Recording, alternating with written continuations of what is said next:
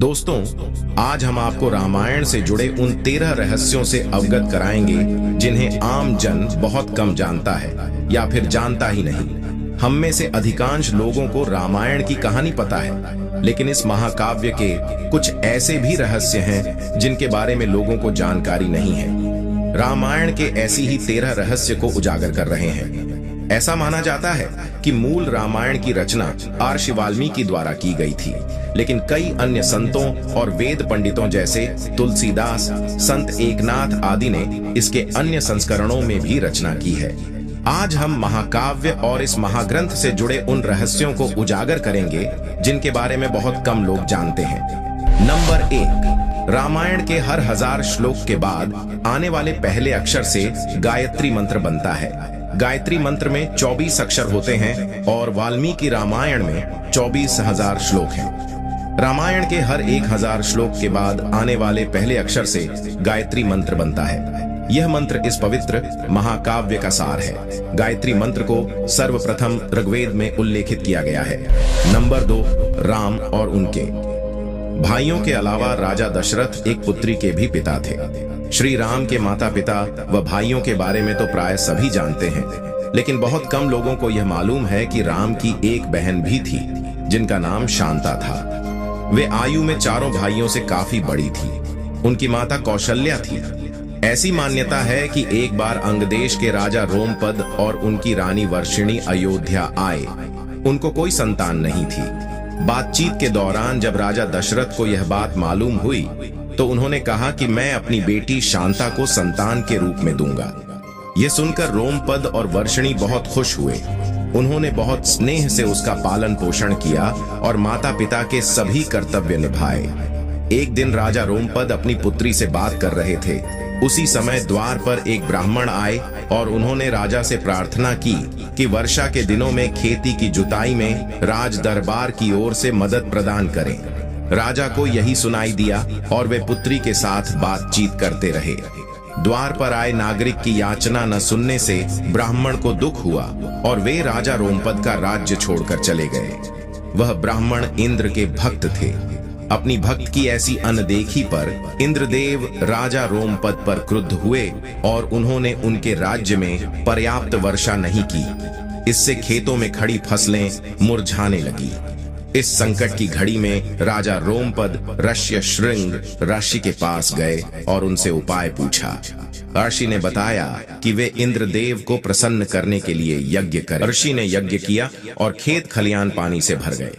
इसके बाद ऋषि का विवाह शांता से हो गया और वे सुखपूर्वक रहने लगे। बाद में श्री शृंग ने ही दशरथ की पुत्र कामना के लिए पुत्र कामेष्टि यज्ञ करवाया था। जिस स्थान पर उन्होंने यज्ञ करवाया था वह अयोध्या से लगभग 29 किलोमीटर पूर्व में था और वहां आज भी उनका आश्रम है और उनकी तथा उनकी पत्नी की समाधियां हैं। नंबर 3, राम विष्णु के अवतार हैं, लेकिन उनके अन्य भाई किसके अवतार थे? राम को भगवान विष्णु का अवतार माना जाता है, लेकिन आपको पता है कि उनके अन्य भाई किसके अवतार थे? लक्ष्मण को शेषनाग का अवतार बताया जाता है, जो क्षीर सागर में भगवान विष्णु का आसन है, जबकि भरत और शत्रुघ्न को क्रमशः भगवान विष्णु द्वारा हाथों में धारण किए गए सुदर्शन चक्र और शंख शैल का अवतार माना जाता है। नंबर 4, सीता स्वयंवर में प्रयुक्त भगवान शिव के धनुष का नाम क्या था? हम में से अधिकांश लोगों को पता है कि राम का सीता से विवाह एक स्वयंवर के माध्यम से हुआ था। उस स्वयंवर के लिए भगवान शिव के धनुष का इस्तेमाल किया गया था, जिस पर सभी राजकुमारों को प्रत्यंचा चढ़ाना था।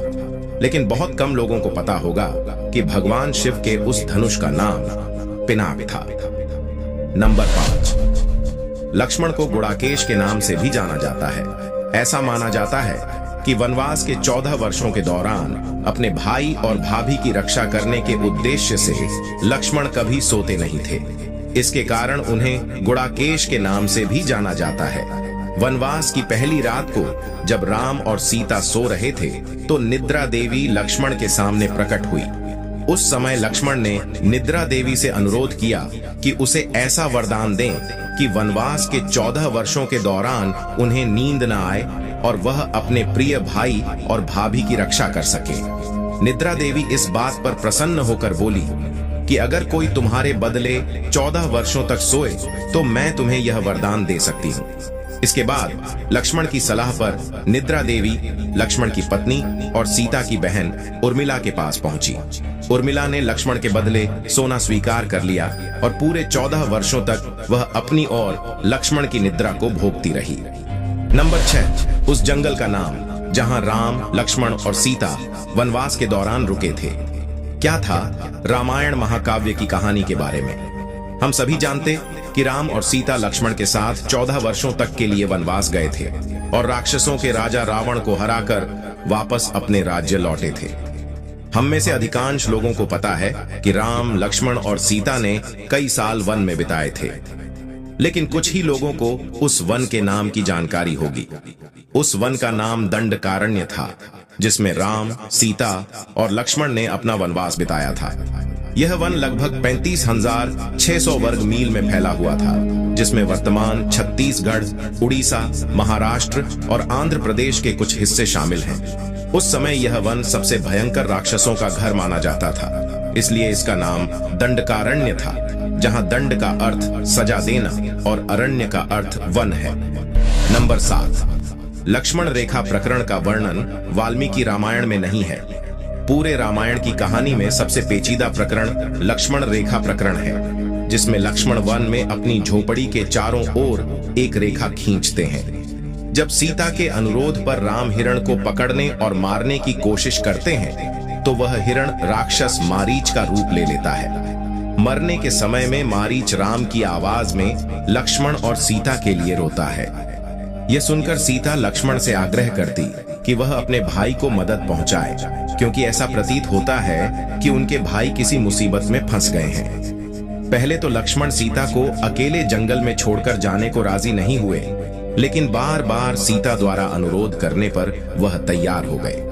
इसके बाद लक्ष्मण ने झोपड़ी के चारों ओर एक रेखा खींची और सीता से अनुरोध किया कि वह रेखा के अंदर ही रहे, और यदि कोई बाहरी व्यक्ति इस रेखा को पार करने की कोशिश करेगा तो वह जलकर भस्म हो जाएगा।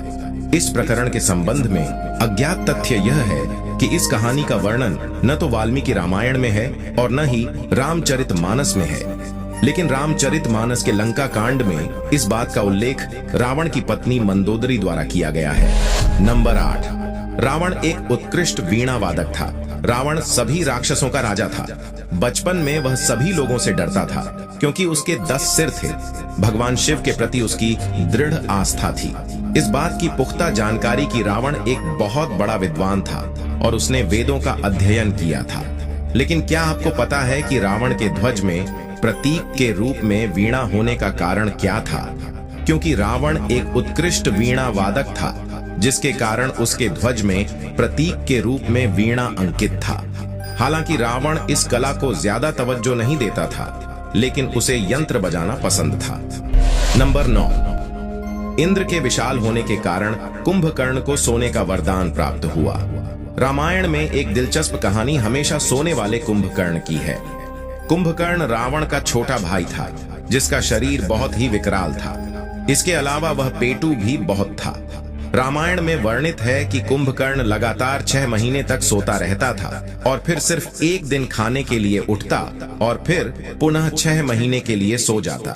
लेकिन क्या आपको पता है कि कुंभकर्ण को सोने की आदत कैसे? एक बार एक यज्ञ की समाप्ति पर प्रजापति ब्रह्मा कुंभकर्ण के सामने प्रकट हुए और उन्होंने कुंभकर्ण से वरदान मांगने को कहा।